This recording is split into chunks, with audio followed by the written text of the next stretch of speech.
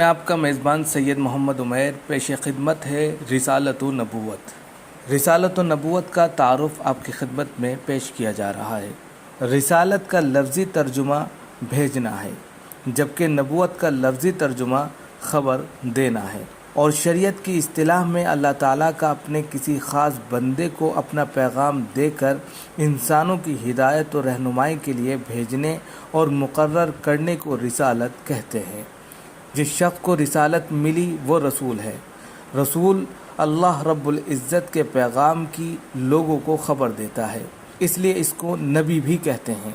یاد رہے کہ نبی اور رسول میں تھوڑا سا فرق ہے، اور وہ یہ ہے کہ نبی وہ ہے جس پر وحی نازل ہوتی ہو اور وہ اپنے سے پہلے یا اپنے زمانے کے کسی نبی ہی کے پیغام کی دعوت دیتا ہو، جبکہ رسول وہ ہے جس پر وحی نازل ہونے کے ساتھ ساتھ اس کو نئی شریعت اور نئی کتاب بھی دی گئی ہو۔ اس وجہ سے ہر رسول کو نبی تو کہا جا سکتا ہے، لیکن ہر نبی کو رسول نہیں کہا جا سکتا۔ ایک حدیث کے مطابق اللہ رب العزت نے 1,24,000 انبیاء علیہ السلام بھیجے، جن میں سے 1500 رسول تھے۔